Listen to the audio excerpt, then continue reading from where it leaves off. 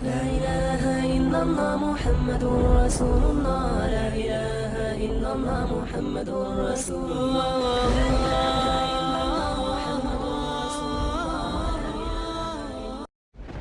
لا إله إلا الله محمد رسول الله. لا إله إلا الله محمد رسول الله. وبارك علي ربي زدني علما وارزقني فهما وألحقني بالصالحين ربي زدني علما وارزقني فهما وألحقني بالصالحين ربي زدني علما وارزقني فهما وألحقني بالصالحين برحمتك يا أرحم الراحمين. الفاتحة إلى حضرة النبي سيدنا محمد رسول الله صلى الله عليه وسلم وعلى آله وأصحابه وأزواجه وذريته. الفاتحة. أعوذ بالله من الشيطان الرجيم. بسم الله الرحمن الرحيم. الحمد لله رب العالمين الرحمن الرحيم مالك يوم الدين. إياك نعبد وإياك نستعين. اهدنا الصراط المستقيم صراط الذين أنعمت عليهم غير المغضوب عليهم ولا الضالين. آمين. Bismillahirrahmanirrahim. Alhamdulillahi rabbil alamin. Wa bihi nasta'in ala umurid dunya waddin. Wassalatu wassalamu ala asyrafil anbiya'i wal mursalin. Sayyidina wa habibina wa syafi'ina wa maulana Muhammadin wa ala alihi wa ashabihi ajma'in. Amma ba'du. Qala Allah ta'ala fil Qur'anil Karim. Bismillahirrahmanirrahim. Wal 'asr innal insana lafi khusr illa alladhina amanu wa 'amilus solihati wa tawassaw bil haqq wa tawassaw bis sabr. Wa qala Rasulullah sallallahu alaihi wasallam arba'atun tajri alaihim ujuruhum ba'dal maut man mata murabitan fi sabilillahi wa man 'allama ilman ujriya lahu amaluhu ma umila bih wa man tasaddaqa bi sadaqatin fa ajruha yajri lahu ma wujidat wa rajulun taraka waladan salihan fa huwa yad'u lah atau kama qala Rasulullah sallallahu alaihi wasallam. Alhamdulillah, puji dan syukur marilah sama-sama kita panjatkan kehadirat Allah Subhanahu wa taala pada kesempatan pagi di hari Ahad yang mulia ini. Kita masih diberikan berbagai macam karunia nikmatnya, di antaranya nikmat sehat panjang umur dan nikmat taufik hidayah dari Allah Subhanahu wa taala, sehingga kita masih bisa melanjutkan kajian kita di Ahad pagi ini yang sebelumnya kita sempat bukan libur, artinya istirahat karena memang kondisinya yang Allah sudah tentukan seperti itu. Maka oleh karena itu kita mohon kepada Allah Subhanahu wa taala agar kita diberi keistiqomahan dalam menuntut ilmunya Allah Subhanahu wa taala. Salawat dan salam senantiasa terlimpah dan tercurah kepada baginda Nabi besar Muhammad sallallahu alaihi wasallam. Hadirin jamaah rahimakumullah, kita lanjutkan hadis kita di sini, pahala yang masih mengalir apabila kita sudah meninggal dunia, tapi pahalanya masih sampai ke kuburan kita. Orang yang baik itu orangnya sudah tiada, tapi pahalanya masih sampai ke kuburannya. Kata Rasulullah sallallahu alaihi wasallam, arba'atun tajri alaihim ujuruhum ba'dal maut. Ada 4 macam orang yang pahalanya terus mengalir sesudah orang tersebut meninggal dunia atau mati. Jadi ini kalau kita pengen meninggalkan pahala yang mengalir, pengen ketika kita dipanggil oleh Allah Subhanahu wa ta'ala dan jasad kita sudah dikuburkan di perut bumi, kita pengen punya pahala yang mengalir. Yang pertama adalah man mata murabiton fi sabilillahi. Yang pertama adalah kata Rasulullah sallallahu alaihi wasallam, seseorang yang mati dalam keadaan murabitoh. Murabitoh itu bertugas di jalan Allah Subhanahu wa ta'ala. Contoh, kita udah sering banget menghadiri yang namanya majlis taklim, udah istiqomah tuh kita di jalan Allah Subhanahu wa ta'ala. Kata Rasulullah sallallahu alaihi wasallam, man sahala yaltamisu talabal ilmi sahalallahu tariqan ilal jannah. Barang siapa yang mempermudah dirinya untuk jalan menuntut ilmunya Allah, dia cari ilmunya Allah, maka orang tersebut Allah permudah jalan ke surganya Allah Subhanahu wa ta'ala. Makanya ilmu itu, hadirin para bapak, para ibu yang dimuliakan oleh Allah, sangat penting buat kita. Ilmu Allah itu diberikan kepada orang yang dikehendaki oleh Allah Subhanahu wa ta'ala. Kata Nabi besar Muhammad sallallahu alaihi wasallam, lau kanatil ilmi, andaikan ilmu itu suratan digambar, ilmu digambar nih,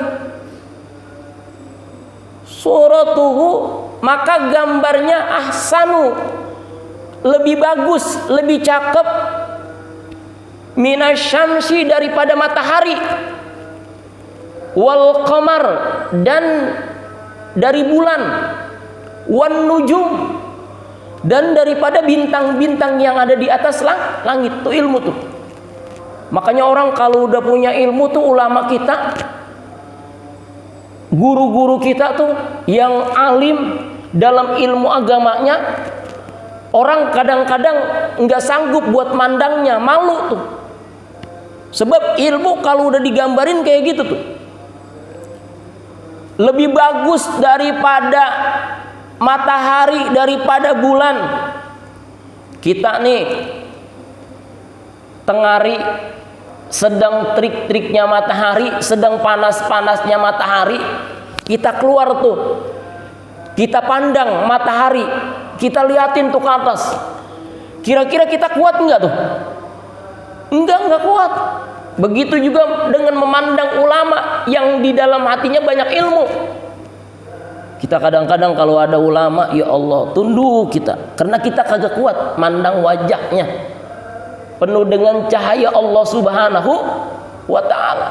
Lihat aja tuh kalau guru-guru kita kalau lagi pada ngaji sama Ustadz Yusuf Mansur, terus sama orang-orang yang alim, tuh kadang-kadang orang nggak sanggup lihat wajahnya, karena emang orang yang berilmu itu ahsanu, lebih baik, lebih bagus gambarnya dibandingkan bulan, bintang, dan matahari.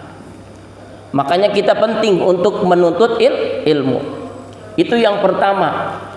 Jadi kalau seseorang yang mati dalam keadaan bertugas di jalan Allah Subhanahu wa ta'ala, kayak contohnya kita nih yang sering ngadirin majlis taklim, kemudian kita meninggal dunia, ya Allah, maka kita pahala kita nyampe terus tuh. Emang kita setiap minggunya datang ke majlis taklim, walaupun kita udah nggak ada di dunia, tapi pahalanya masih nyampe. Banyakan kan orang nerangin hanya idza mata ibnu adam in qata amaluhu illa min salasin. Kalau di sini ada 4 kata Rasulullah SAW. Yang pertama, orang yang meninggal dunia ketika dia murabitah, sering menjalankan tugasnya di jalan Allah Subhanahu wa ta'ala. Kita pengen datang ke majlis taklim, kita pengen datang sholat subuh berjamaah, tiba-tiba di tengah jalan kita dipanggil sama Allah Subhanahu wa ta'ala. Kita udah niat dari rumah nih, ya Allah pengen besok ngadirin majlis taklim, sholat subuh berjamaah, tiba-tiba Allah punya kemauan kita diambil sama Allah Subhanahu wa ta'ala. Maka setiap kita menuntut ilmu itu, pahala kita nyampe tuh di dalam kubur kita, walaupun kita sudah tidak ada di dunia. Hadirin jamaah rahimakumullah. Terus, wa man 'allama ilman ujriya lahu amaluhu ma umila bihi.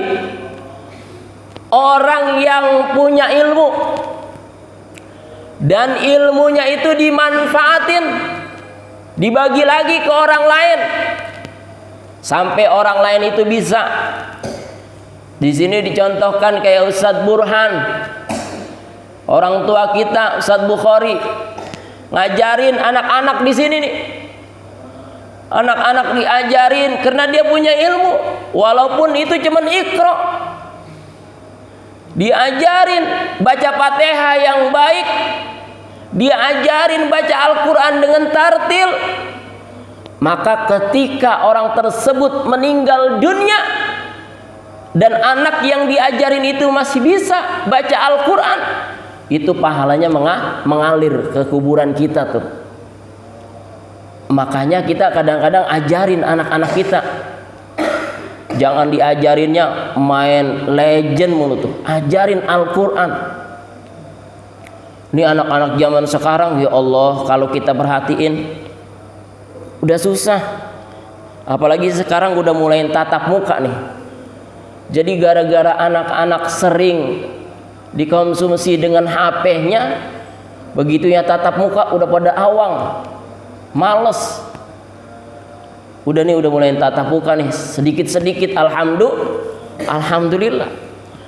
Tapi bagi mereka yang sudah kecanduan dengan HP-nya, dan kadang kita lihat HP-nya isinya permainan mulu, maka itu tantangan buat kita. Bagaimana kita bisa mengajarkan anak kita dan kita bisa meninggalkan anak-anak yang senantiasa ketika kita pulang ke rahmatullah, anak tersebut bisa menolong kita, Bu. Makanya jangan bangga tuh kalau kita punya anak titelnya S1, S2, S3, tapi ketika kita pulang ke rahmatullah, ini anak lupa sama kita. Ya Allah, sayang biaya pendidikan yang selama di dunia kita didik mereka, kita cari buat uang kuliahnya. Tapi ketika kita pulang ke rahmatullah, ini anak lupa sama kita. Jangan kayak gitu. Makanya orang kalau udah ngaji, insya Allah hidupnya berkah. Orang kalau ngaji, biar gimana pun hidupnya berkah. Orang walaupun kaya banget, tapi kagak pernah mau ke majlis taklim, gak pernah mau ngaji, gak bakalan berkah. Sebab adanya keberkahan itu di majlis-majlis taklim. Kita tahu bisa menyembah Allah dengan sebenar-benarnya itu dari guru-guru kita. Makanya orang yang beramal, orang yang mengerjakan amal ibadah tanpa dengan ilmu, maka ibadahnya ditolak sama Allah Subhanahu wa ta'ala. Itu jadi yang kedua. Jadi kalau kita punya ilmu itu, kita amalin lagi tuh sama anak-anak kita. Kita ajarin lagi. Maka ketika nanti kita pulang ke rahmatullah, pahalanya masih mengalir ke dalam kuburan kita. Asbab ada seseorang yang bisa baca Quran dari kita yang ngajarin. Ya Allah. Walaupun itu kita tanpa dibacain Fatihah, tetap pahalanya ngalir. Apalagi kita dikhususkan ketika kita pulang ke rahmatullah, anak murid kita ingat sama kita. Al-Fatihata summa ila arwahi khususan almarhum, almarhumah. Ya Allah, enak bu begitu. Dulu satu ketika sahabat Rasulullah Shallallahu Alaihi Wasallam nanya sama Rasulullah Shallallahu Alaihi Wasallam, amalan apa ya Rasulullah Shallallahu Alaihi Wasallam yang paling dicintain oleh Allah Subhanahu wa Ta'ala? Kata Rasulullah Shallallahu Alaihi Wasallam, engkau berbuat kebaikan walaupun itu ringan, tapi diistiqomahkan.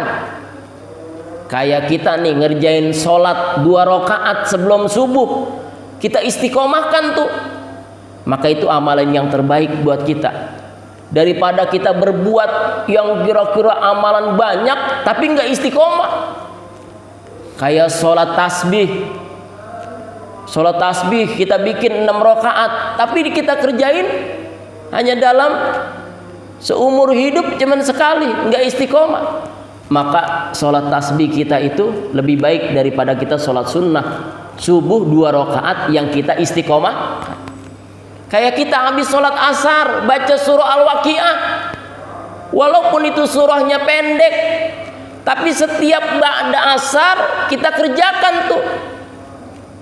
Ya Allah, itu amalan yang sangat dicintain oleh baginda Rasulullah Shallallahu Alaihi Wasallam. Ketimbang kita baca banyak-banyak Al-Quran tapi kita tidak istiqomah. Ini anak-anak kita di sini nih yang istiqomah ngajinya, itu yang sangat dicintain oleh baginda Nabi besar Muhammad Shallallahu Alaihi Wasallam. Jadi ada pahala yang mengalir. Terus wa man tasaddaqa bisadaqatin fa ajruha yajri lahu ma wujidat. Kata Rasulullah Shallallahu Alaihi Wasallam, seseorang yang bersedekah pahalanya dialirkan kepadanya selagi sedekah itu masih ada. Kayak kita nih lagi bangun kubah nih, kita bantu ini, punya duit 2 juta kita taruh di sini, punya duit 1 juta kita bantu nih pembangunan masjid. Lagi bangun kubah, selama ini kubah masih ada nih, terus masjid masih dipergunakan untuk ibadah kepada Allah, tapi kita yang sedekah udah pulang ke rahmatullah, itu pahalanya ngalir ke kuburan kita. Kita bayangin nih kubah berapa tahun kekuatannya, kalau sampai hari kiamat terus kita dapat pahalanya. Asbab kita bangun. Jadi kata Nabi besar Muhammad sallallahu alaihi wasallam, man bana masjidan fid dunya banallah baitan fil jannah. Barang siapa yang membangun masjid, membantu pembangunan masjid, majlis taklim, musola, sekolah di dunia, maka nanti Allah akan bangunkan rumah di surganya Allah Subhanahu wa ta'ala. Ini kesempatan ini dibuka sama panitia nih, dibikinin kubah biar bagus kelihatannya. Kalau kita punya rezeki, ayo bantu, sebab ini yang nanti bakalan ngalir ke kuburan kita. Tibang menang gaya doang. Kita kadang-kadang kan kalau sama dunia nafsu. Tetangga beli Innova, kita pengen colek dah lakinya, ya apa sih neng? Lah ono tetangga beli Innova, ilok kita masih punya motor aja, gitu. Kadang-kadang nafsu kita begitu. Tetangga beli TV baru 50 in, kita habis dari rumah dia, kita pulang lagi itu ngadu lagi, ya apa sih neng? Lah ono tetangga TV-nya gede banget. Jadi cuma nafsu doang kita. Kadang-kadang pakaian kita pengennya yang mewah-mewah, yang 500.000, yang 1 juta. Tapi ketika ada bangunan masjid panitia, ini kadang-kadang pura-pura kagak niat. Padahal tuh panitia tiap hari update status, kita liatin tuh, Assalamualaikum warahmatullahi wabarakatuh, saya mengajak. Kita padahal diajak tuh. Ini yang bakalan nolongin kita nanti di kuburan. Baju yang kita beli 500.000, 1 juta. Motor yang kita beli puluhan juta. Sendal yang merek apa aja kita beli. Bedak kita ganti-ganti kadang-kadang. Ya Allah, itu kagak bisa nolongin kita tuh. Nah, sebab ada nafsu doang. Tapi kalau ini nih, insya Allah semuanya nih lagi dibangun kubah. Sebab kata Rasulullah, wa man tasaddaqa bisadaqatin fa ajruhu yajri lahu ma wujidat. Jadi mengalir terus pahalanya yang kita sedekahkan. Sebab hadirin jamaah rahimakumullah, harta itu halaluhu hisabun wa haramuhu iqabun. Yang halal dihisab sama Allah. Kita dapat dari yang halal nih. Jerih payah kita nih harta. Kita kerja dari pagi pulang malam, itu kan halal kita dapat tuh dengan gaji sekian. Ya Allah, ternyata itu dihisab sama Allah. Dari mana kita dapetinnya? Kemana kita belanjain tuh harta yang kita dapat? Ya Allah, kalau kita dapetin secara korupsi, ya Allah, na'udzubillah summa na'udzubillah. Ya Allah, itu yang halal aja dihisab. Wa haramuhu iqabun. Bagaimana dengan yang kita dapetin secara haram? Maka kita diazab oleh Allah Subhanahu wa ta'ala. Sebab harta itu ditanyanya depan belakang. Dari mana didapatinnya, bagaimana cara mendapatinya, dan kemana dibelanjakan tuh harta. Apakah cuman hanya sepuas nafsu kita doang kita belanjain? Ketika kita ada duit banyak, rezeki dari Allah Subhanahu wa ta'ala, kemudian ada pembangunan masjid, musola, madrasah, kita diajak nih pura-pura budeg, enggak mau. Ngapain sih begitu aja, gitu katanya. Masjid lah begitu-gitu juga dibangun gitu. Nah, itu kita kadang-kadang. Maka itu tuh yang bakalan tidak menyelamatkan kita nanti di hadapan Allah Subhanahu wa ta'ala. Jadi yang terakhir, warajulun taraka waladan salihan fahuwa yad'ulah. Seseorang yang meninggalkan anak yang soleh, dan anak yang soleh dan soleha itu selalu mendoakan kedua orang tuanya, itu pahalanya ngalir sama kita. Kita punya anak nih, seumpama jangan banyak-banyak. Ya Allah, kalau orang tua dulu itu anaknya kagak ada yang sedikit. Kalau kita liatin, tapi alhamdulillah tuh pada hidup semuanya.